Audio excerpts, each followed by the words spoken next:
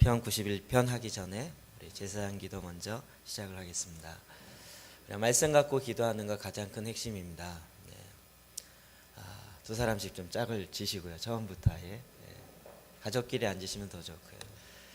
아론의 축복 기도부터 시작해서 여호와는 내게 복을 주시고, 주 옆에 사람에게 같이 인사합시다. 시작. 여호와는 내게 복을 주시고 너를 지키시기를 원하며, 여호와는 그 얼굴을 내게 비추사 은혜 베푸시기를 원하며, 여호와는 그 얼굴을 내게 비추사 평강 주시기를 원하노라. 아멘. 아멘. 또 여전히 둘 다 동시에 하시면 누가 복을 받습니까? 한 사람은 하고 한 사람은 받고, 좀 참으시고 받으세요. 또 그 끝나면 다음 사람이 하고 이렇게 하겠습니다. 다시 한번 누가 먼저 할지 정하십시오.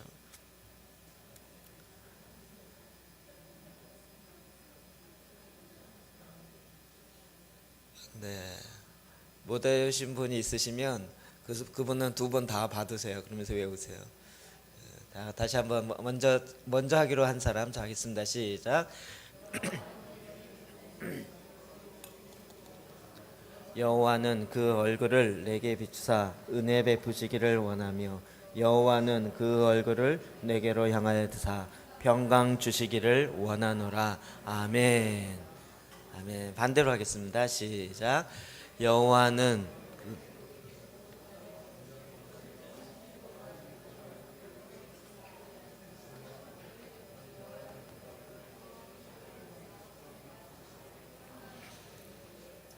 아멘. 정말 하나님 그렇게 원하시는 줄 믿으십니까? 네, 정말로 그렇습니다. 이번에는 쉐마 기도 같이 하겠습니다. 시작. 이스라엘아 들으라. 우리 하나님 여호와는 오직 유일한 여호와이시니, 너는 마음을 다하고 뜻을 다하고 힘을 다하여 내 하나님 여호와를 사랑하라. 오늘 내가 내게 명하는 이 말씀을 너는 마음에 새기고 내 자녀에게 부지런히 가르치며, 집에 앉았을 때든지 길을 갈 때든지 누워있을 때든지 일어날 때든지 이 말씀을 강론할 것이며, 너는 또 그것을 내 손목에 메어 기호를 삼으며 내 미간에 붙여 표로 삼고 또 내 집 문설주와 바깥문에 기록할지니라. 아멘. 오늘 이렇게 말씀으로 기도하는 것은 우리에게 가장 큰 힘이 되어집니다. 우리 시편 91편 1절부터 16절까지 오늘 시편 기도 7번째입니다. 같이 보겠습니다. 시작. 지존자의 은밀한 곳에 거주하며 전능자의 그늘 아래 사는 자여, 나는 여호와를 향하여 말하기를 나의 요새여 내가 의뢰하는 하나님이라 하리니, 이는 그가 너를 새 사냥꾼의 올무에서와 심한 전염병에서 건지실 것이미로다. 그가 너를 그의 기초로 덮으시리니 내가 그의 늘개 아래 피하리로다. 그의 진실함은 방패와 손방패가 되시나니, 너는 밤에 찾아오는 공포와 낮에 날아드는 화살과 어두울 때 퍼지는 전염병과 밝을 때 닥쳐오는 재앙을 두려워하지 아니하리로다.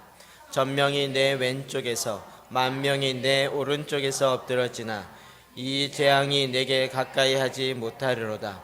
오직 너는 똑똑히 보리니 악인들의 보응을 내가 보리로다. 내가 말하기를 여호와는 나의 피난처시라 하고 지존자를 너의 거처로 삼았으므로 화가 내게 미치지 못하며 재앙이 내 장막에 가까이 오지 못하리니, 그가 너를 위하여 그의 천사들을 명령하사 내 모든 길에서 너를 지키게 하심이라. 그들이 그들의 손에서 불에 부딪히지 아니하게 하리로다. 내가 자세한 속살을 밟으며 젊은 사자와 뱀을 발로 누르리로다. 하나님이 이르시되 그가 나를 사랑한즉 내가 그를 건지리라. 그가 내 이름을 안즉 내가 그를 높이리라. 그가 내게 간구하리니 내가 그에게 응답하리라. 그들이 환난 당할 때 내가 그를 건지고 영화롭게 하리라. 내가 그를 장수하게 함으로 그를 만족하게 하며 나의 구원을 그에게 보이리라 하시도다. 아멘. 아멘. 시편은 전체적으로 5권으로 분류되어 있습니다. 150편의 시인데 5개의 구분으로 나눠질 수 있습니다. 이 시편이 아마 네 번째 책 90편부터 시작해서 네 번째 책의 두 번째 나오는 시입니다. 이 시는 굉장히 유명한 시이고, 그래서 2차 대전 때 전쟁하면서 그 참호 안에 있는 군사들이 늘 외우며 외쳤던 시라고 이야기해서 보통 참호 안에서 외치는 시라고 이해합니다. 그러면 참호 안에서 언제 폭탄이 떨어질지 모르고 그 구질구질한 곳에 있을 때, 힘들고 어려울 때 이 시가 고백할 때 정말 얼마나 주는 나의 방패이시고 나를 지키시고 나의 전염병에서 나를 보호하시고, 이런 고백들이 얼마나 큰 힘이 됐겠습니까? 정말 전폭적으로 하나님만 의지하고 하나님만 사랑하는 자에게 하나님이 어떻게 축복하시는가 하는 것이 정말 아주 정확하게 나와 있는 시편인 것입니다. 이 본문은 전체적으로 볼 때는요, 똑같은 주제가 3번 반복되어집니다. 그래서 1절부터 8절까지, 그리고 다시 또 똑같은 주제로 9절에서 13절까지, 또 14절에서 16절까지 반복되어집니다. 읽을 때 잘 읽으셔야 됩니다. 이 주어가 3번 바뀝니다. 처음에는 나는, 내가 이렇게 시작하다가 그 다음에는 그가 말하기를 이렇게 이야기하고 14절부터 얘기하는 하나님께서 이르시되, 그래서 이 3번 주어가 바뀝니다. 그래서 1절 2절에는 이 시를 고백하는 그 고백하는 사람의 고백이 나오기 시작하고, 그 다음에는 여러 가지 학설이 있긴 하지만 아마도 그 고백을 들은 제사장의 선포다라고 많이 해석합니다. 네가 이렇게 기도하니 하나님이 너를 지키실 것이다. 그가 제3자의 입장에서 그가 네가 이렇게 기도하니 하나님께서 너를 이렇게 축복하실 것이다. 그렇게 나가다가 14절에는 드디어 하나님이 직접 하나님께서 이르시되 그러면서 나갑니다. 그래서 똑같은 주제가 3번 반복되어져서 이것을 보통 문학 구조로 이제 평행 구조로 A, A-A2- 이렇게 이제 똑같은 주제가 3번 반복되어진다, 이런 의미로 이야기하고 있습니다. 우리 1절 2절 말씀 다시 한번 읽어볼까요? 시작. 지존자의 은밀한 곳에 거주하며 전능자의 그늘 아래 사는 자여, 나는 여호와를 향하여 말하기를 그는 나의 피난처요 나의 요새요 내가 의뢰하는 하나님이라. 아멘. 지존자의 은밀한 곳에 거주하며, 지존자 하나님을 이야기하죠. 그 품 안에, 그 날개 안에 거주하는 자, 전능자의 그늘 아래 사는 자, 오직 하나님께만 붙어 있는 자, 하나님만 사랑하는 그런 자를, 그런 자, 나는 여호와를 향하여 말하기를 그는 나의 피난처요 나의 요새요 내가 의뢰하는 하나님이라. 이것이 정말 기도하는 이 시편 기자의 고백인 것이죠. 여호와는 나의 피난처이십니다. 여호와는 나의 요새이십니다. 나를 지키시는 자입니다. 내가 의뢰하는, 나의 인생, 내 생명을 완전히 맡기는, 내가 모든 것을 맡겨도 부족함이 없고 또 오히려 나를 지키시는 나의 요새와 같은 하나님이십니다 라고 고백하는 것입니다. 이것이 A-에 보면 9절에 함축적으로 또 이렇게 이야기하고 있습니다. 시작. 내가 말하기를 여호와는 나의 피난처시라 하고 지존자를 너의 거처로 삼았으므로. 아멘. 여호와는 나의 피난처시라. 무슨 사건과 일이 있을 때마다 내 눈에 보여지는 것으로만 달려가는 것이 아니라 하나님께 달려가는, 이 영적 전쟁이라는 것을 바로 알게 되어지면 우리의 싸움이 혈과 육에 속한 것이 아니요, 우리의 싸움이 남편과의 싸움이 아니고, 우리의 싸움이 시어머니와 며느리 간의 싸움이 아니고, 혈과 육에 속한 것이 아니요 정사와 권세와 어둠의 주관자들과 악한 영들을 대항하여 싸우는 것이라는 것을 알게 되어집니다. 그래서 우리는 더욱 하나님께 나아가서 하나님을 거처로 삼는 거죠.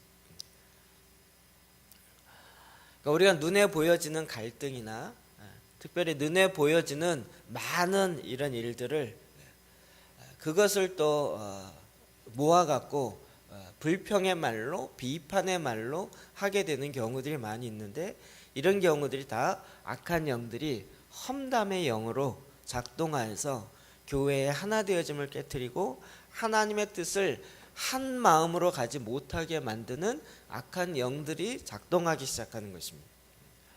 그래서 우리의 싸움은 혈과 육에 대한 것이 아닌 것입니다. 오히려 우리는 이런 어려움이나 환란이 있을 때마다 우리의 눈에 보이는 것을 판단하고 그것과 싸우려고 하는 것이 아니라 눈에 보이지 아니하는, 그러나 우리가 싸워 이길 수 없는 그 영의 실제 앞에 나아가려면 결국 하나님께 나아가야 하는 것입니다. 이렇게 하나님께 나아가는 자, 하나님께 피하는 자, 여호와는 나의 피난처시다 라고 고백하는 자들을 하나님은 반드시 지키시고 건지신다는 것입니다. 이 모든 재앙에서 건지십니다. 91편 7절 말씀 볼까요? 시작. 1000명이 내 왼쪽에서 10,000명이 내 오른쪽에서 엎드러지다. 아멘. 우리를 반드시 재앙에서부터 건지십니다. 하나님을 의지하는 자, 하나님을 의뢰하는 자를 하나님께서 옆에서 1000명이 10,000명이 쓰러지지만, 그러나 하나님은 그 재앙으로부터 건지십니다. 이 말씀은 저에게 너무나도 좋은 은혜의 간증이 되어지는 부분이 있습니다. 지난주 얘기했던 그 사건 기억나시나요? 제가 어게인 1907 할 때 제가 생각하기에도 정말 미쳤구나 싶을 정도로 마구 나가고 있었을 때, 시작하는 그 첫 시작점에 제가 전혀 모르는 집사님이 기도하다가 하나님이 제 기도를 시켰다는 거예요. 기도를 하신다는 거예요. 매일같이 빠지지 않고 기도하신대요. 감사하죠. 고맙습니다. 근데 하루는 환상 같은 걸 보여줬다는 거예요. 저는 그런 거 본 적이 없는데 그런 걸 봤더니 도대체 뭐예요? 그래서 갑자기 뜨끔하면서 또 내 무슨 죄악이 드러날 것인가 그래서 이런데 다행히 또 그런 것이 아니어서, 목사님께 길을 가는데 하늘에서 스포트라이트가 쫙 비치더라고요. 그러면서 이렇게 제 주위를 딱 비치면서 보호를 해주는데, 왼쪽에서는 사람들이 막 칼에 맞고 총에 맞고 막 이러면서 쓰러지고, 왼쪽에서 1000명이 쓰러지고 오른쪽에서 10,000명이 쓰러지는데, 목사님은 안 쓰러지고 그 사이를 이렇게 싹 지나가는데 빛이 쫙 지키면서 보호해 준다는 거예요. 잘리진 않겠구나 이제. 정말 그때 의지할 것이 오직 하나님밖에 없었죠. 정말 하나님만 의지하고 하나님께 피하는 자에게 하나님이 그 모든 환난에서 반드시 지키십니다. 주님이 이 부분에서 하나님께서 아예 또 대답을 하셨습니다. 14절 시작. 하나님이 이르시되 그가 나를 사랑한즉 내가 그를 건지리라. 아멘. 하나님이 단연코 그가 나를 사랑한즉 내가 그를 반드시 건지고 말이라. 주님이 아주 약속하시고 확언하고 계십니다. 성경에 보면 이 건지시는 사건들이 많이 일어납니다. 일단 건진다라는 이름을 갖고 있죠. 물 가운데 건졌다. 뭐죠? 모세가 그렇죠. 모세를 통하여 물 가운데 건졌어요. 여러분, 성경에 2번 2살 미만의 아들을 다 죽이는 사건이 나옵니다. 모세 때 그랬고요, 그다음에 예수님 때 그랬습니다. 이건 얼마나 큰 비참한 일입니까? 2살 미만의 아들을 그 당시에 죽이는. 그런데 그때 하나님께서 모세를 건지셨습니다. 그 모세를 통하여 다시 이스라엘 백성을 애굽에서 건져내는 일을 행하시는 것입니다. 오직 이스라엘 백성은 하나님만 바라보고 하나님께만 부르짖을 수밖에 없는 그런 상황에 있었다는 것이죠. 오늘날 우리들도 마찬가지입니다. 오직 하나님만 의지하고 하나님만 사랑한즉 그가 하나님이 우리를 사랑하시며 다시 건지시는 것입니다. 에스더에도 하만이 유대인 다 죽이려고 할 때 모르드게를 통해서 그것을 알게 하고 결국 이스라엘을 다 구원하셔서 오늘날 유대의 불임절이라는 절기가 만들어진 것이 그때도 이스라엘 백성을 건지시는 사건입니다. 이 건지시는 사건에 더 많은 정말 드라마 같은 일들이 있었던 것은 또 다니엘입니다. 다니엘은 제국의 왕을 3번이나 섬겼던 왕입니다. 다니엘입니다. 오늘날에도 사실은 정권이 바뀌면 장관들이 다 새롭게 임명되어지는 게 기정사실입니다. 근데 왕권 시대는 더했죠. 첫 번째는 느부갓네살 왕이었습니다.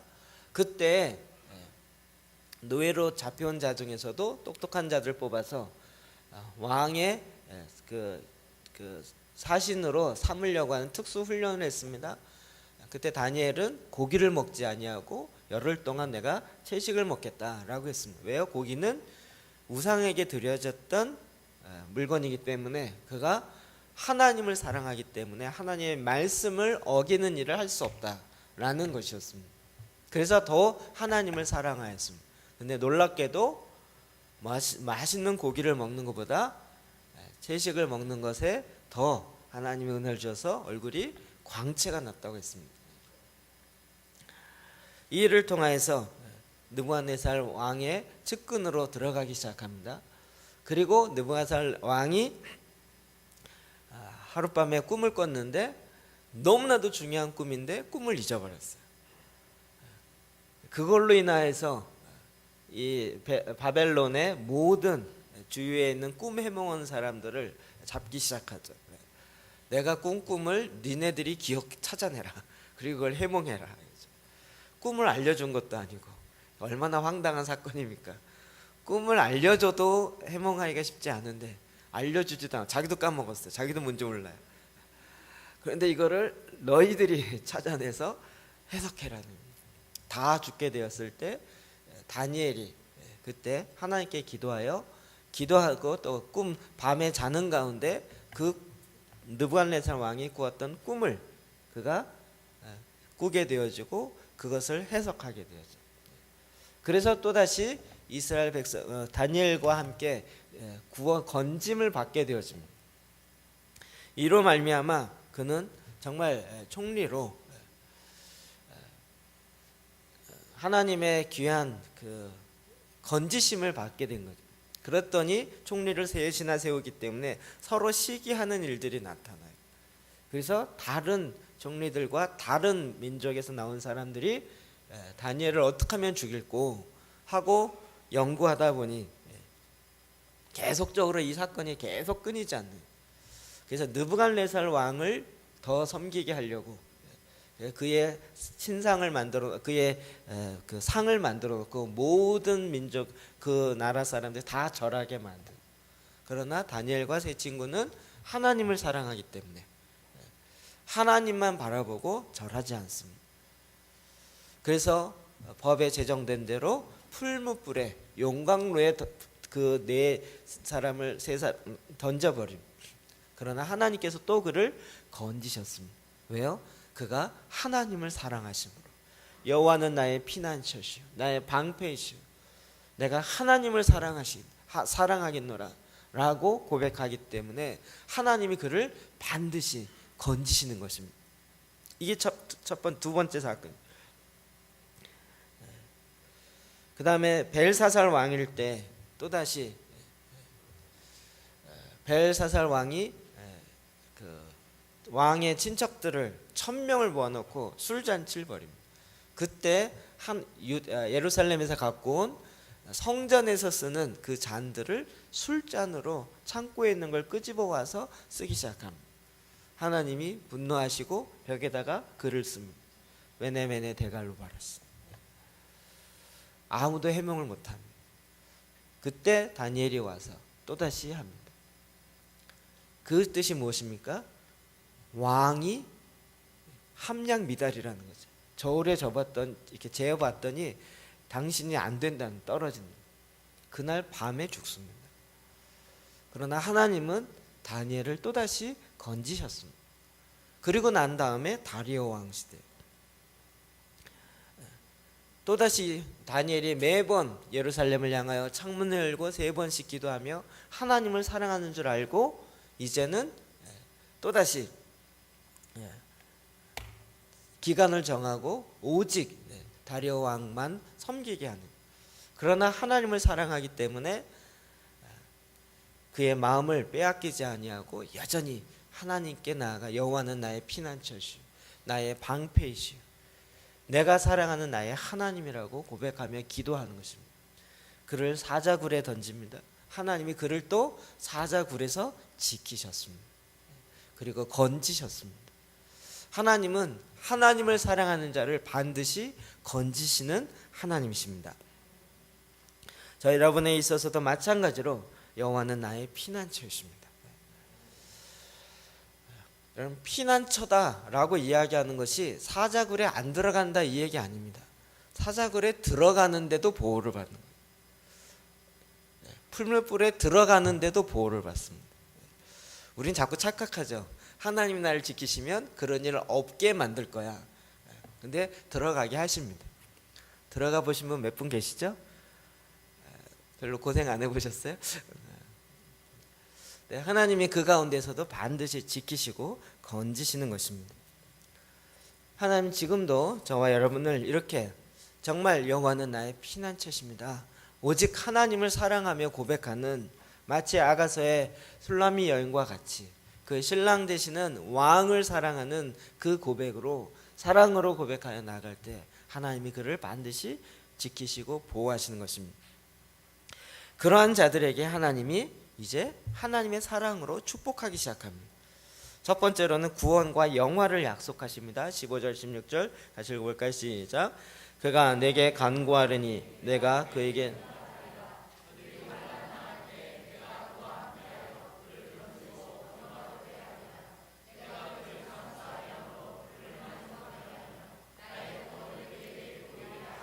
아멘.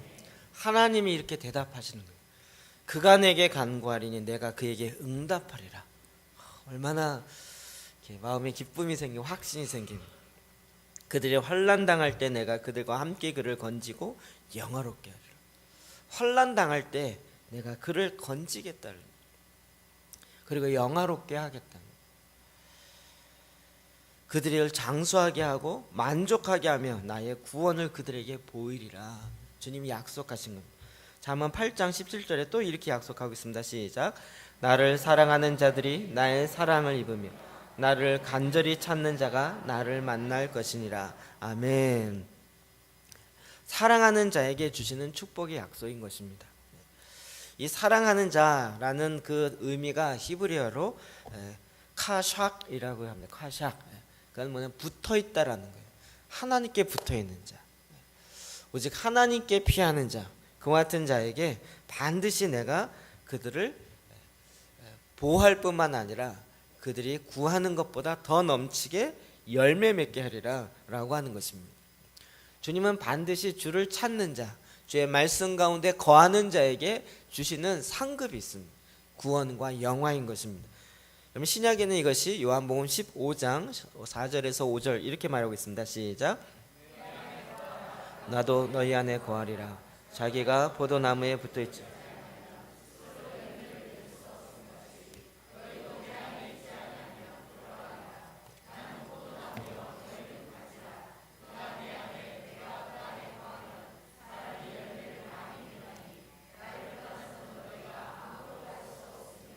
아멘. 주님이 자꾸 말씀하시는, 너는 나에게 카샥해라, 나에게 붙어있어라. 내 말이 너희 안에 거하면, 너희가 내 안에 거하면, 그리하면 내가 너를 반드시 지키고 보호하고 뿐만 아니라 열매를 맺게 하리라. 내가 상급으로 보답하리라 라고 말씀하시는 것입니다. 다니엘 왕이래요. 제가 지금 정신이 왔다 갔다 합니다. 다니엘이 오직 하나님께 붙어 있었더니 3번의 왕이 바뀌지만, 그러나 다니엘의 그 자리는 바뀌지 아니하고 여전히 영향력을 행사하고 있어요. 왜요? 하나님의 사람이기 때문에. 왕들도 다 그와 같은 사람이 필요하기 때문에. 지금 저와 여러분도 하나님의 사람으로 하나님께 붙어 있을 때 왕은 바뀌고 나라는 바뀐다 할지라도 제국이 바뀐다 할지라도 하나님은 하나님의 사람들을 계속적으로 잡고 계시는 것입니다. 그래서 우리는 하나님께 붙어 있어야 돼요. 하나님을 사랑하는, 그거 뭐예요? 하나님의 말씀이 내 안에 거하는 거예요. 저희가 이 말씀으로 기도하는 것은 너무나도 중요한 실제인 것입니다. 하나님의 사랑은 어떻게 나타납니까? 하나님이 말씀 안에 거하는 거예요. 그 말씀을 언제든지, 내가 길을 갈 때든지 누워있을 때든지 항상 그 말씀을 묵상하고 그 말씀을 내 안에 간직하고, 그리고 그 말을 어디다 둬요? 내 입에 둔다고요. 입에 물고 있다는 것이 아니라 입에다 묵상하면서 반복하며 읊조리며 이야기한다. 이 기도의 가장 큰 핵심입니다. 제가 기도의 개념을 바꿨다 그랬죠. 기도는 나의 소원을 간구하는 이 정도의 의미가 아니라 하나님의 말씀을 계속적으로 읊조리는 것. 내 기도는 언제 하나요? 말씀에 다 나와요. 내 기도에 이미 답이 나와 있고, 이미 하나님, 내 기도의 응답이 없던데요, 여러분 말씀을 몰라서 그렇습니다. 이미 주님은 우리의 모든 상황에 다 있습니다. 결혼과 관련된 나의 기도의 응답은 없던데 말씀에 있습니다. 하나님이 결혼 안 시킬까 봐 걱정하십니까? 하나님이 그와 같은 일을 계획 안 하셨을 거라고 생각하십니까? 하나님이 안 하셨을까 봐 내가 눈 뜨고 내가 찾아야 된다고 생각하십니까? 그렇지 않습니다. 하나님이 우리를 향하여 계획을 갖고 계시고, 하나님이 최고의 최상의 때에 하나님의 일을 행하시는 것입니다. 그 하나님을 사랑한 즉 하나님이 또한 우리를 사랑하여서 열매 맺게 한다는 것입니다. 이번 한 주간 동안 홍콩의 아시아 게더링이라는 곳을 갔다 왔습니다. 저도 이런 데 처음입니다. 맨날 세미나나 컨퍼런스나 무슨 뭐 이렇게 뭐 교회 탐방이나 이런 식으로, 아니면 주로 단기 선교나 이런 식으로 다녔지만 이번 집회는 참 희한한 거였습니다. 그냥 가족이니까 한번 모여보자라는 거였어요. 모여서 뭐 하냐 그러면 모른대요. 모여서 기도하고 예배하다 보면 하나님이 성령님을 통해서 뭔가 말씀하시면 우리가 그걸 듣고 그냥 따라가 보자는 거예요. 따라가기가 참 쉽진 않았어요. 홍콩까지 갔어야 하기 때문에. 잠깐 제가 여러분 사진을 보여드려야, 이거는 조금 핀트가 안 맞긴 했지만 한 500명 정도, 첫날 둘째 날은 이제 리더십 미팅이 먼저 있었습니다. 그래서 뭐 그냥 몇 명 모일 거나 한 뭐 100여 명 모이겠지 싶었는데 한 500명 정도 모였어요. 회의가 아니고 여전히 예배 여전히 예배. 한 번 예배를 시작하면 주로 2시간 찬양이에요. 그리고 여기엔 꼭 댄스 팀이 있어요. 그 팀이 있어요. 그 첫날 처음 예배하자마자 기차놀이 하기 시작하는 거예요. 그냥 막 큰 호를 빙빙빙 그 앞에 해갖고 하는데, 저는 다리 아파서 못 쫓아다니겠더라고요. 그런데 그렇게 한 30분 동안 기차놀이하고 다녔더니요, 33개국에서 왔던 모든 리더들이 한마디 인사도 안 했는데 벌써 한마음이 됐더라고요. 기차놀이의 위력이 있습니다. 그러면서 한마음이 돼서 찬양. 이때 그 로렌 커닝엄 목사님 와서 간단한 메시지를 이렇게 주는 그런 시간이었는데, 희한한 거는 그때 같이 왔던 한 분이 나이가 76세였나요? 키가 78세. 로렌 커닝엄이 현재 76세고 그 사람보다 2살이 더 많다 그랬어요. 78세. 그분이 요 무대에서 저 뒤에 서 있다가 뒤로 떨어졌어요. 이 무대가 아무것도 그냥 난간이 없이 이렇게 있어갖고요, 무대가 꽤 높습니다. 근데 뒤로 서 있다가 이렇게 하다 뒤로 퍽 떨어졌어요. 그래서 이 현장에 있는 리더십 중에서 의사들이 있으니까 가서 달려가서 보니까 완전히 이렇게 죽게 된 거예요. 시간이 갈수록 몇 분만 지금 뭐 이렇게 완전히 죽는 상황으로. 갑자기 멈추고 우리 기도합시다. 지금 한 사람의 생명이 위험합니다. 그리고 이 모임 주대한 그 데이비드 데미안도 원래 정형외과 의사거든요. 의사가 여러 명 있었어요. 저도 뒤로 가서 달려가 보니까 몇 명 의사들이 붙어 있었고 뭐. 근데 이제 죽기 직전인 거예요. 게다가 78세예요. 기도했습니다. 근데 희한하게 하나님이 죽기 직전의 사람이었는데요. 막 기도하기 시작하니까 다시 깨어났어요. 그리고 다시 살아났어요. 일어났어요. 누가 놀랬을까요? 의사들이 놀랬어요. 이건 의학적으로 이해가 안 된다는 거예요. 이 지금 죽음으로 가는 의학적인 순서를 밟고 가고 있는데 어떻게 이렇게 됐냐? 우리가 하나님이 부활케 하시는 능력을 우리에게 보여주신다 이러면서 또 막 기뻐서 찬양했는데 또 1시간 찬양했어요. 하나님을 사랑하는 자에게 하나님이 그의 사랑을 반드시 보입니다. 하나님은 정말 하나님을 향하여 순종하여 쫓아가는 자들 가운데 하나님 일하십니다.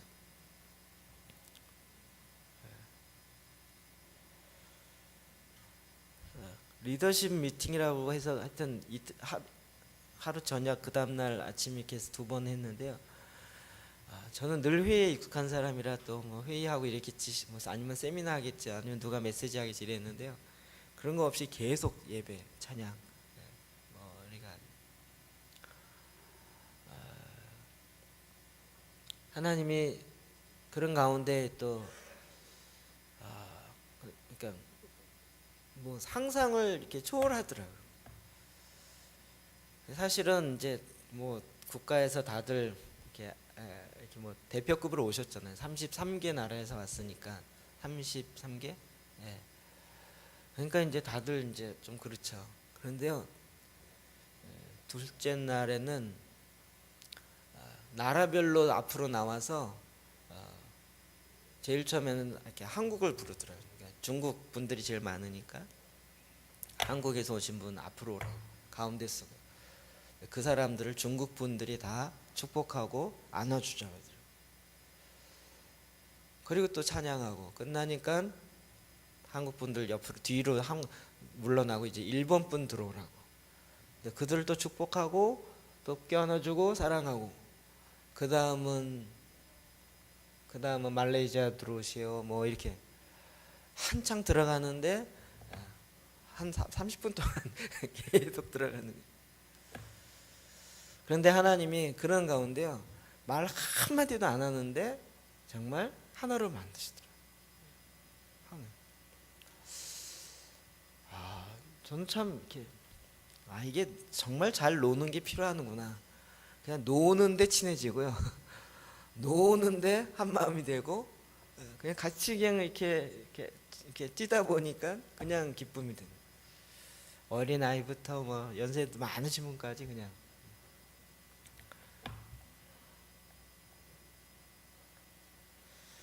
근데 마지막에 한 사람이 또 부르는 거였어요.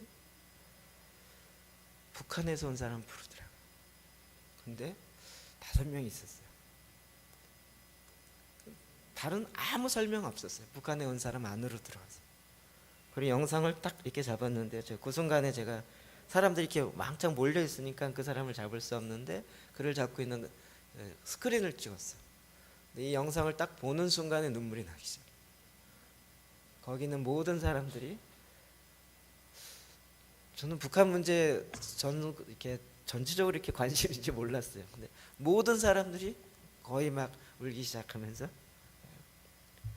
우리의 가족인데 많이 와야 되는데 올 수 없는 것에 대한 안타까움으로 뭐 북한이 뭐 아무 얘기 안 하고요. 딱 이 영상 한 번 봤는데 그냥 눈물이 나기 시작하더니 하나님의 마음을 부어주신 것 같아요. 하나님을 사랑하는 자에게 하나님이 그 사랑을 부어주시죠. 그 다음 날에는 이제 전체 모이는 여기가 그 우리나라 그 킨텍스 같은 곳입니다. 일산에 있는 킨텍스 전시장 크게 하는 한 2만 명 모이는 곳인데 매년 했었는데 올해 제일 많이 왔어요. 2만 2천 명이 왔어요. 너무 많이 와갖고 중간에 그냥 출입구를 문을 닫아 잠궈 버렸어요. 더 이상 들어갈 수가 없어서 2천 명은 밖에서 그냥 스크린 보고 있었고요.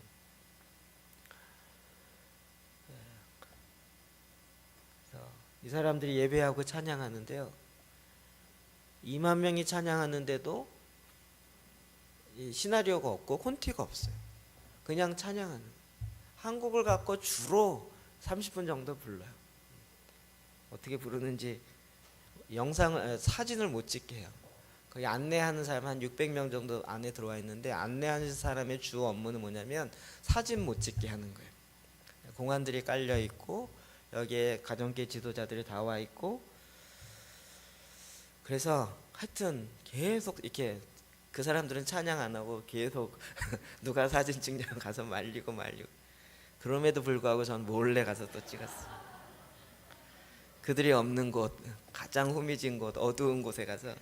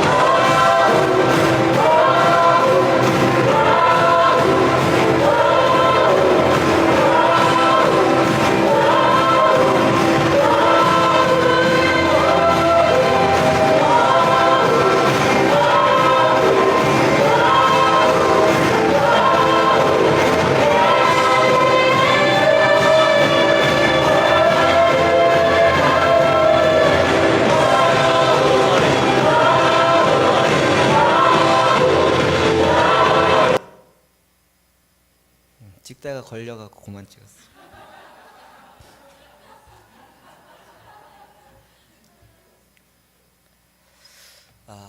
가사가 필요 없어요. 와우 이거 갖고 30분 찬양. 어찌 보면 이게 무슨 미친 광신자 집단 같죠.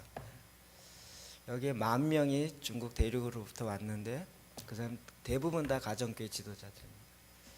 그들이 한 번도 이렇게 예배해 본 적이 없고 정말 지하에서 가정에서 정말 어렵게 그렇게 자기 혼자 몇몇 사람들이 이렇게 모여서 예배하다가 이 집회가 중국 공안 당국에서 아예 허가를 하고 보호를 해주고 그래서 중국 본토에서 10,000명이 왔어요.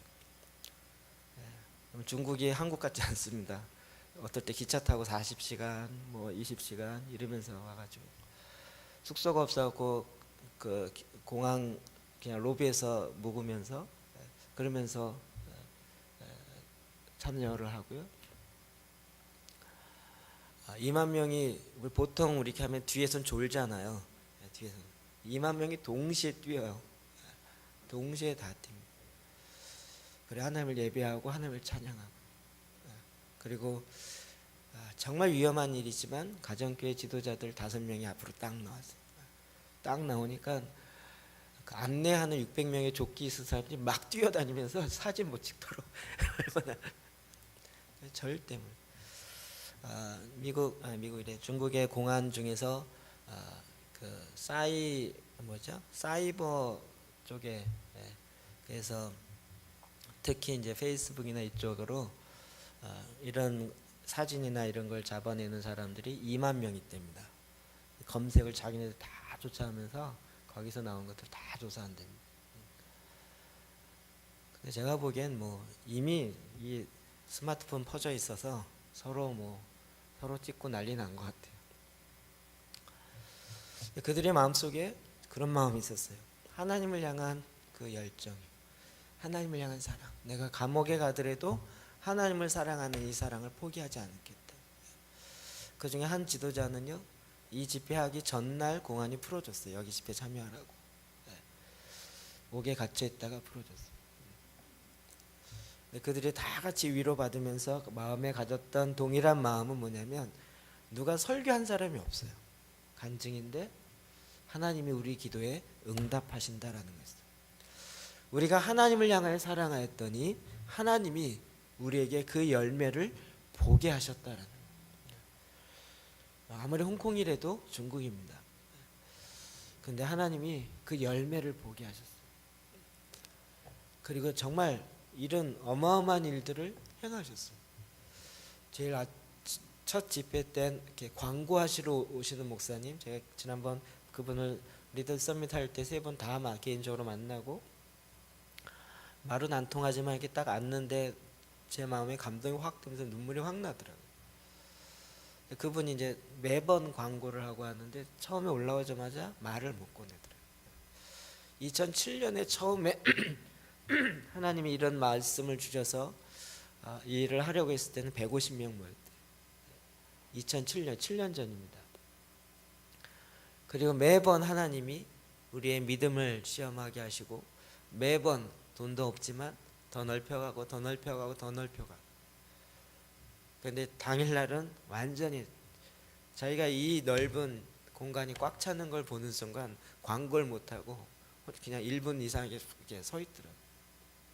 왜요? 하나님이 열매를 보게 하시는 겁니다.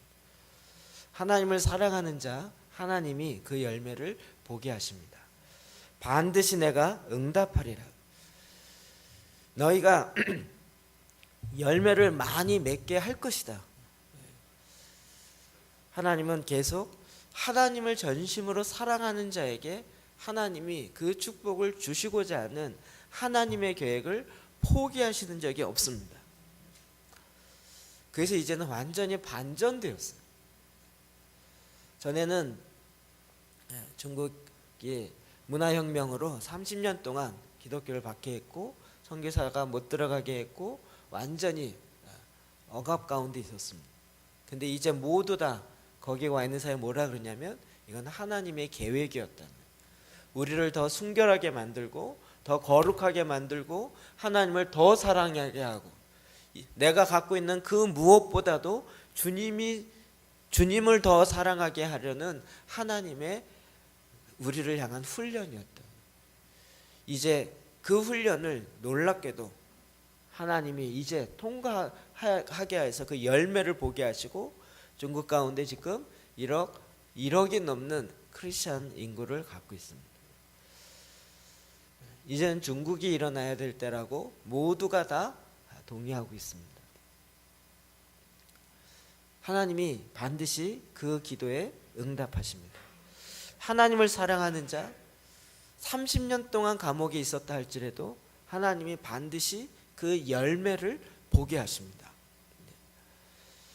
우리는 자꾸 내 눈앞에 있는 편안함과 내 눈앞에 있는 즉각적으로 이루어지는 응답만을 구할 때가 많이 있지만, 그러나 하나님은 하나님의 일하심을 펼쳐가는 겁니다. 지난주도 말씀드리고 지난주도 말씀드렸지만 하나님 우리 개인의 모든 것들은 하나님의 뜻과 관련되어 있습니다. 우리 삶에 고난이 있고 어려움이 있고 이 모든 것들이 나중에 여러분이 그 터널을 통과해서 빠져나와서 보면 왜 나에게 이런 훈련이 있었는지를 알게 되어집니다. 부르심의 소명이 무엇인지 우리의 마음의 눈이 열어지면서 하나님이 왜 나에게 그런 고난이 있었는지, 환난이 있었는지, 어려움이 있었는지, 내가 어떤 훈련들이 필요했었는지 주님이 알게 하십니다. 그리고 그 후에 많은 열매를 맺게 하는 것을 반드시 보게 하신다는 것입니다. 우리가 아까 살펴보았듯이 다니엘이 그랬고요, 성경에 나오는 많은 인물들이 그랬습니다. 여러분, 고난 없이 환난 없이 우리의 성품이 쉽게 훈련되어지지 않습니다.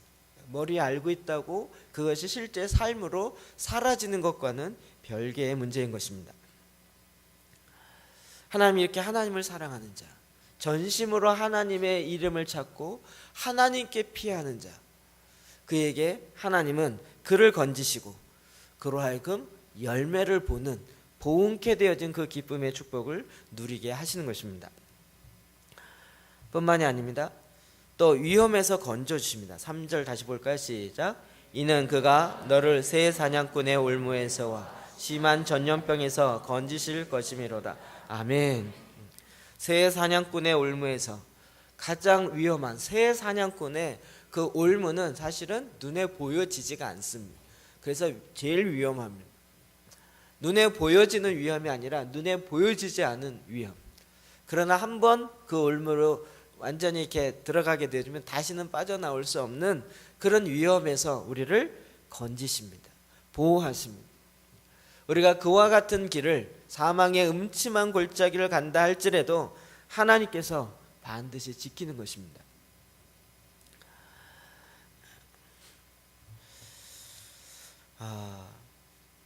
이 4절부터 8절 말씀 더 봅시다. 시작. 그가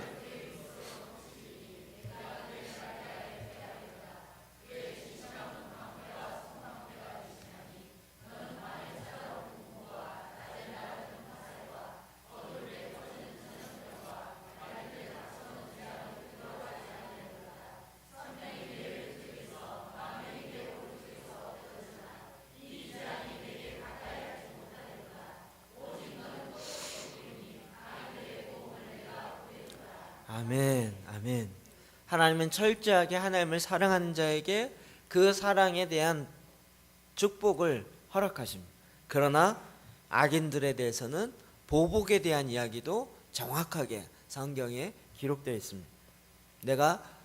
내가 그를 보응하는 것을 네가 보리로다. 하나님이 전체적으로 우리에게 이 일을 허락하시는 것입니다. 여기 또다시 건져주신다, 우리를 다시 구원하신다라는 이야기 계속 나오고 있습니다. 여러분, 노아의 방주를 보더라도 첫 번째 심판에서 건져주셨습니다. 방주를 통하여 건져주십니다. 요셉을 통하여서도 이스라엘 백성이 사실은 야곱과 그의 70형제들이 흉년으로 인하여서 살기 쉽지 않은 상황이었습니다. 하나님은 미리 요셉을 보내고 그리고 그것에 훈련하고 그리고 애굽의 총리가 되게 하고 그리고 이를 준비케 하고 그리고 이스라엘 백성을 애굽으로 내려가게 하고 고센 땅에서 가장 비옥한 땅에서 가장 강대국의 보호를 받으면서 400년 동안 가족이 내려갔다가 민족을 이루고 나오게 하는 하나님의 놀랍게 일하시는 지키시며 건지시는 놀라운 하나님의 축복이 있는 것입니다.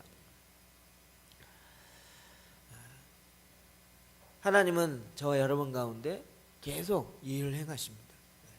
내가 갖고 있는 계획보다 하나님이 갖고 계신 계획이 너무나도 크고 놀랍습니다. 하나님은 반드시 이런 부분에서 우리에게 하나님이 이르시되 그러면서 대답하는 것이 있습니다. 15절 상반절 봅시다. 시작. 그가 내게 간구하려니 내가 그에게 응답하리라. 아멘. 그가 내게 간구하려니 내가 그에게 응답하리라. 하나님은 응답하시는 하나님이십니다. 우리의 기도를 안 들으시는 것 같지만 하나님은 반드시 들으시는 하나님이십니다. 하나님은 놀랍게 이 일을 행하십니다.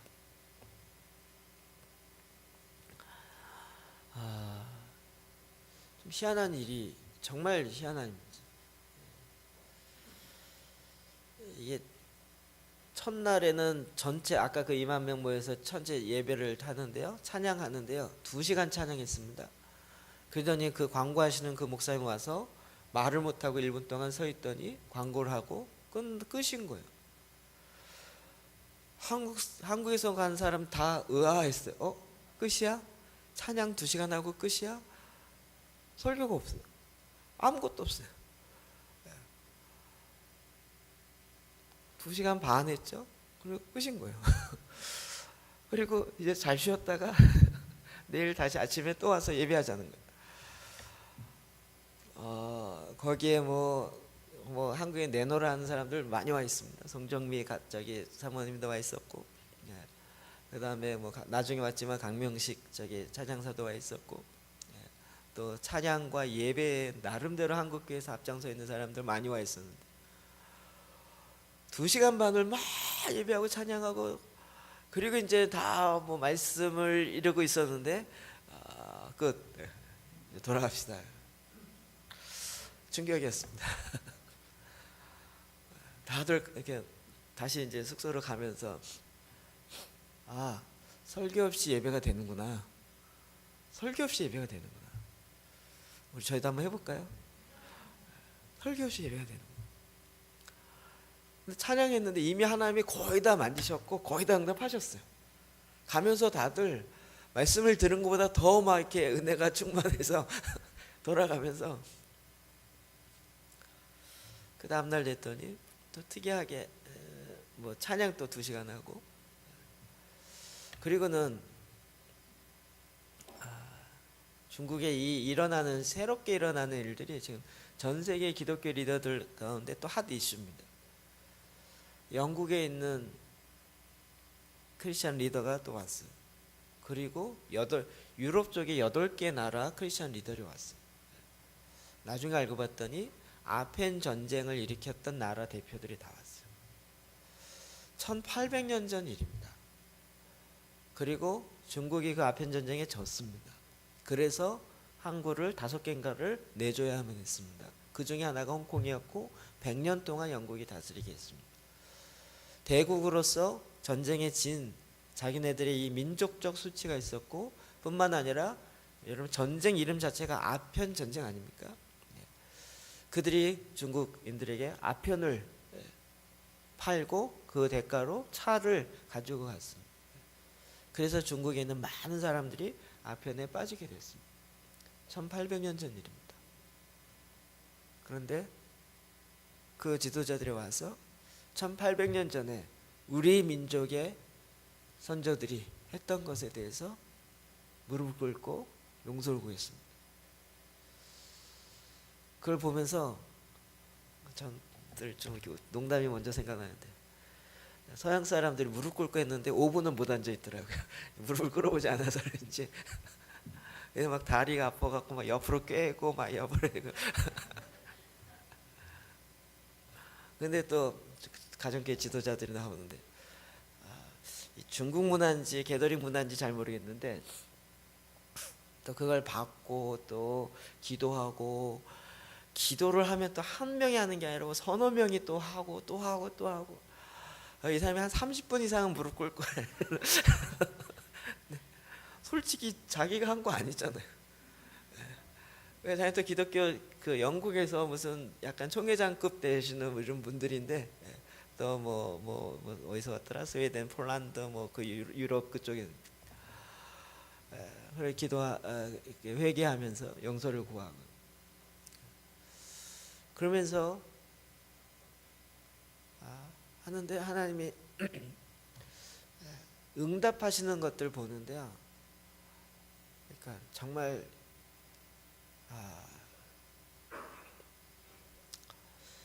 막 여기저기서 그 아무 메시지 없어요. 그냥 무릎 꿇고 회개하고 기도하고 그리고 하는데 여기저기서 곡소리 나는 비명소리와 함께 막 울음이 터지기 시작하고 그들 마음속에 있는 그날 저녁에는요 일본에서 오신 분들이 또 무대에 올라가서 그 전쟁했던 걸 또 회개하기 시작했어요. 그때는 더 날 일본 전쟁은 또 가깝잖아요. 중일 전쟁은 또 가깝잖아요. 그때는 또 더 하나님이 용서하는 것을 통하여서 그의 마음을 풀어놓으시는구나. 그들 가운데 묶여 있는 것들이 풀어지고 그 땅이 고쳐지고 하나님이 정말 그들의 기도에 응답하시는 거예요. 그러면서 우리 모두가 다 정말 그런 마음이 있었습니다. 근데 한국 목사님들 약간 마음이 불편했어요. 왜냐하면 우리는 중국에 당한 게 너무 많잖아요. 공격한 거 당한 게 더 많잖아요. 저도 막 숙소를 걸으면서 지들은 뭐 더 우리한테 더 했으면서 니들은 30분이 아니라 한 이틀은 무릎 꿇고 있어도 부족할 것 같은데 이런 그러면서 막 가는 목사님들이 자기가 알고 있는 역사적 사실을 얘기하면서 또 뭐 백제 때 뭐 5만 명을 데려갔었고 뭐 그런 얘기들 막 하기 시작하면서 막 희한하게 그 다음에 한국에서 오신 목사님들과 한국에서 온 사람 또 올라가게 됐습니다. 우리는 별로 회개할 게 없잖아요. 그런데 희한하게 하나님이 이 프로그램이 없는 거예요. 하나님이 중국교회 가정교회 지도자들 통해서 한국이 중국을 위해서 기도해 준 것에 대해서 감사하고 우리의 모델이 되어지고 우리의 힘이 되어지고 우리가 지금 중국교회가 굉장히 약한데 한국교회가 그 어떻게 나가야 될지에 대한 방향도 알려주고 물론 잘못되는 것도 많이 있어요. 한국교회가 들어가기 전에는 중국이 갈라지지 않았어요. 분파가 이렇게 많지 않았어요. 한국교회 목사님들이 가갖고 다 교단별로 분파별로 막 갈라놨어요. 한국은 분열의 영이 워낙 강한데 그 분열의 영을 중국에 전달했어요. 그러나 그럼에도 불구하고 하나님이 한국교회를 향해서 근데 그분들이 감사와 이렇게 존중하면서 막 축복하기 시작하는데 그게 또 30분이 넘도록 이 목사님이 축복하죠. 나도 감사하고 뭐 가기 시작. 어젯밤에 막 마음에 불편했던 마음들이 슥 녹기 시작했어요. 그리고 그 다음날 마음에 한국 목사님들의 마음에 한 가지 있잖아요. 한 번 시간을 더 준다. 그래서 이제 우리 온 가족이 이렇게 함께 모여서 하나님을 예배하는 게 얼마나 기쁜지 감사한지 너무 기쁘고 또 여러분들 이렇게 축복해 주셔서 너무 감사합니다. 근데 우리 안에 한 가지 아쉬움이 있습니다. 북한에 대한 이야기를 했습니다. 희한하게요. 이게 시나리오를 짠 게 아닌데 그날 아침에 찬양 인도하는 영어로 찬양 인도하다 갑자기 선포를 하기 시작했어요. 노스 코리아, 사우스 코리아, 우리는 하나의 코리아라고 영어로 전혀 상관없는 얘기인데 그걸 영어로 선포하기 시작하더니 근데 그걸 갖고 갑자기 기도하기 시작했고 그날 저녁에 그거 갖고 그 다음 날에는 기도하기 시작했습니다. 그런데 거기 제 전에부터 잘 알고 있는 모텔사라는 그 자매를 같이 사역도 했었고 그 자매 와 있었거든요. 한국에 탈북해 와서 한국에서 나름대로 중보기도 하고 사역을 많이 하는 그런 자매였습니다. 그 자매가 늘 하고 있는 이야기가 있습니다. 노스코리아 북한에 대한 이야기를 계속하는데 그래서 NK 운동이라 그래요. 노스코리아. 근데 그걸 기도하다 보니까 하나님이 새로운 단어를 줬는데 노스코리아 그 다음에 뉴코리아라는 북한과 남한이 하나 되어지는 한국은 전혀 새로운 뉴코리아가 된다. 그래서 NK 운동이 이제는 노스코리아 북한을 해방시키고 북한을 어떻게 독립시키고 이런 차원을 뛰어넘어서 하나님은 새로운 한국을 만들기 원하신다는 그걸 이야기했는데 그 얘기를 전달도 안 했는데 중국 교회 지도자들이 기도하기 시작하면서 우리는 북한을 위해서 우리에게 이런 마음이 있습니다. 여러분 그런데 북한 문제는 사실은 중국이 개입하지 않으면 해결될 수가 없습니다. 그래서 저희가 겸손한 마음으로 여러분이 기도해 주십시오. 중국 교회가 일어나야 북한의 교회가 살아날 수 있습니다. 우리가 돕는 건 한계가 있고 중국 교회가 도와야 됩니다. 여러분이 기도해 주십시오. 저희가 전에는 여러분 중국을 위해서 기도해 준 것처럼 이젠 여러분이 북한을 위해서 아니 뉴코리아 되는 한국을 위해서 기도해 주십시오. 그거 기도했는데요. 분위기 좀 싸할 줄 알았어요. 왜냐하면 이거 우리 민족의 숙제이잖아요. 거기 33개 나라다 다 자기네 나라 문제가 있는데 그런데요 그들이 얼마나 기도하는데요. 그때는 꼭 다 알더라고요. 주여 삼창하고 각자 중국인들이 주야 이러면서 삼창을 기도하고요. 그리고 기도하기 시작하는데 또 중국교회 지도자들이 마이크를 잡고 누구 얘기한 것도 아닌데 그들이 기도하기 시작해요. 이젠 우리가 일어나서 북한을 위해서 기도할 것입니다. 그동안 사랑에 빚진 것을 다시 갚겠습니다. 그러면서 기도하기 시작합니다.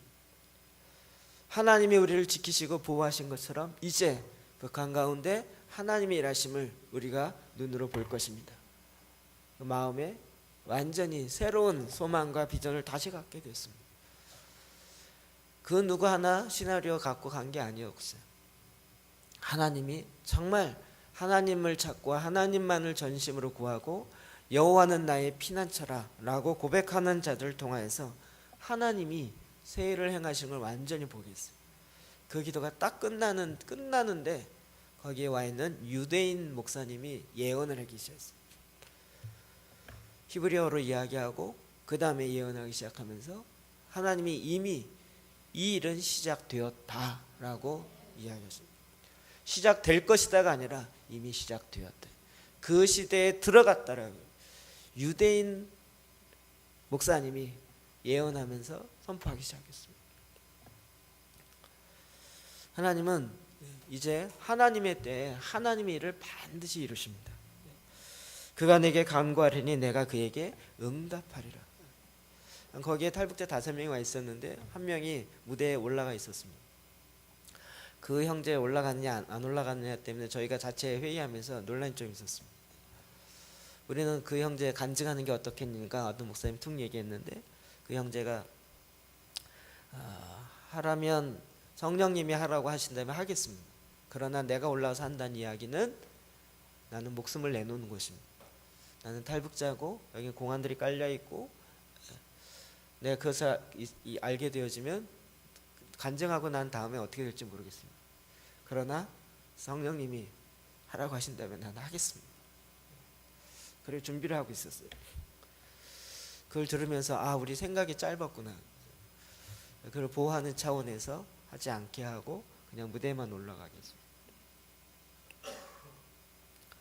또 한 중국 자매가 그 자매가 좀 특이합니다. 중국 자매인데 북한 깃발을 인공기를 흔들고 있는 거였어요. 왜 그런가? 그래서 한국 목사님 가서 물어봤더니 북경에서 기도하는 모녀인데 딸도 한 25살 정도 돼 보이고, 하나님 북한을 위해서 기도하겠다는, 기도하는 가운데 북한을 들어가게 하는. 근데 하나님 들어갈 수 있는 상황이 아니었어요. 북한과 중국 관계 이제 어려워졌잖아요. 그런데 단동에 갔더니 들어갈 수 있는 사람을 만나게 하고 3박 4일 동안 들어가서 그 땅을 밟고 기도하게 하고 나오면서 깃발을 하나 갖고 왔어요. 그리고 그 깃발을 그 현장에서 흔들었어요. 그리고 그 깃발을 가지고 그 무대 위에 서 있는 탈북자 형제에게 주려고 달려가더라고요. 제가 또 사명감을 갖고 그 앞에서 잡았어요. 이러면 안 된다고 했더니 왜 안 되냐. 근데 이 사람은 중국 사람이고 나 한국 사람이고 이제 서로 영어로 이야기하는데 서로 영어가 짧아서 why 그러는데 why 왜 안 되냐. 제가 할 말이 없어. I am Korean festival. I am Chinese 그러는 거야. 그래서 이걸 또 어떻게 해야 되나. 그냥 막 단어 나열하면서 당신이 그 깃발을 주면 저 형제가 위험해진다. 저 형제가 위험해지고 이게 정치적 문제로 가면서 굉장히 어려워질 수 있다. 그랬더니 딱 이해를 하더라고요. 이렇게 앞에서 그만 깃발인데 절대 카메라가 안 잡아요. 그런데 하나님이 그것도 보호하셨어요. 그것도 보호하셨어요. 나중에 하나님이 해갖고 한국에서 하신 목사님들과 모든 분들이 다 정말 하나님이라셨다. 하나님이라셨다. 그리고 하나님이 이제 반드시 새 일을 행하실 거예요. 근데 유대인 목사님 무슨 이야기를 했냐면 이미 성경에 기록된 대로 예루살렘이 회복이 될 때 동쪽에서 도움의 바람이 불 것이다 그랬는데 이 동쪽이 어딜까요? 중국과 한국과 일본입니다. 여기서 바람이 일어나야 되는데 지금 이 바람이 일어나지 못하도록 계속 막고 있었는데 하나님 뭐라고 하셨냐면 내가 도움의 바람이 일어나도록 할 것이다. 그래서 중국 가운데 30년 동안의 환란이 있었고 그 환란을 통하여 오히려 내가 준비시켰대요. 하나님이 역사를 만드시고 하나님이 준비를 시키시는데 뭐가 안 되겠습니까? 하나님이 저와 여러분을 향하여서 하나님이 모든 인생에 개입하시고 하나님이 만드시는데 무엇이 안 되겠습니까? 천지를 만드신 하나님께서 이 일을 주관해 가시는데 그 하나님이 나의 피난처 되시고 그 하나님이 나의 사랑의 하나님이 되시는데 하나님은 그렇게 사랑하는 자를 반드시 지키시고 보호하시고 그 사랑하는 자의 그 간구에 그 기도에 반드시 응답하시는 하나님이신 것입니다. 하나님은 저와 여러분 가운데 이와 같은 일들을 지금도 저와 여러분의 행함, 제가 너무 큰 얘기했지만 그러나 이것은 큰 얘기냐 작은 얘기냐 상관이 없습니다. 제가 이번에 정말 느낀 건 하나님은 온 세계를 향하여 지금 마지막 때에 마지막 되어질 말씀을 다 성취해야 하기 때문에 그것을 정말 민족을 제자 삼는 일들을 이미 시작하셨고 이미 그 일을 행하셨습니다. 저와 여러분은 그것을 뭐 만들어낼 필요도 없고 하나님이 하고 있는 것에 우리가 동참하여 나아가면 됩니다. 여러분 이런 이야기 밖에 나가서 많이 하셔도 알아듣는 사람 없을 겁니다. 이런 배경과 이런 것을 이해할 만한 사람이 별로 없을 것입니다. 분명한 것은 하나님이 하나님께 피하고 하나님께 구하는 자들 가운데 하나님이 새 역사를 행하십니다. 그리고 하나님 반드시 그의 간구에 응답하시는 하나님이신 것입니다.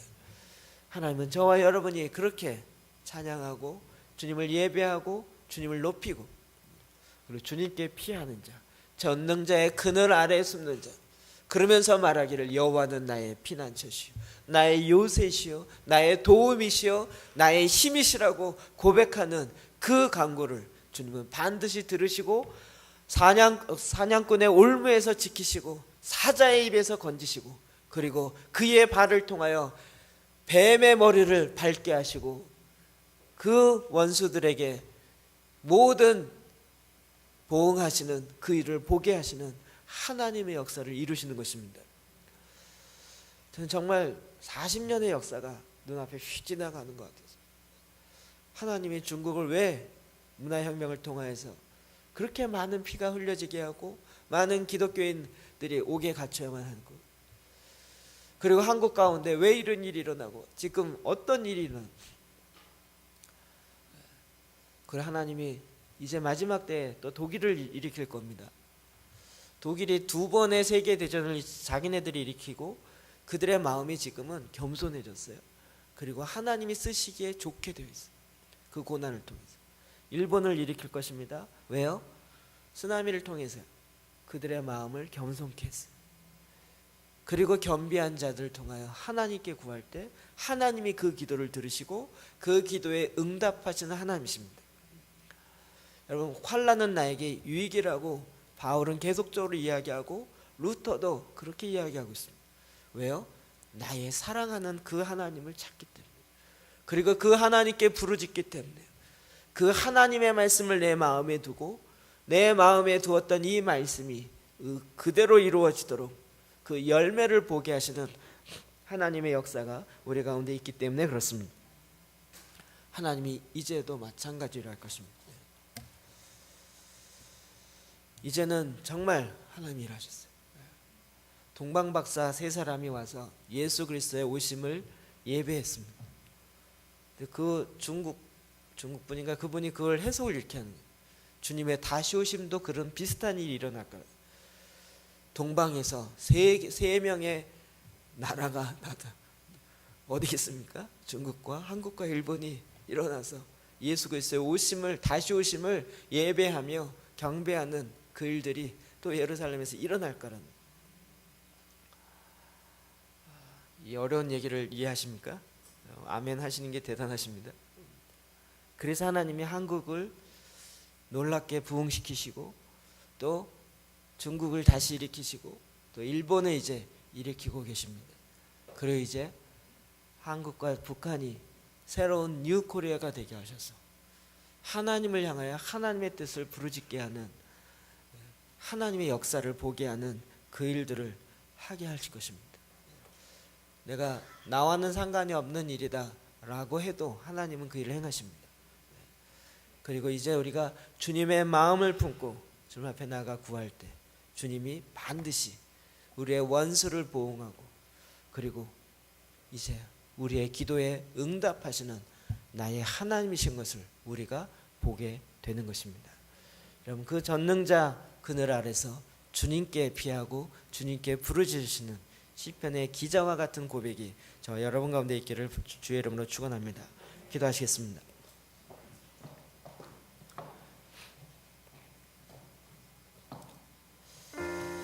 오늘 하나님의 말씀을 다시 기억하면서 하나님께 나아가 구하며 기도합시다. 말씀 있는 그대로 우리 주님 앞에 나아가서 하나님께 구합시다.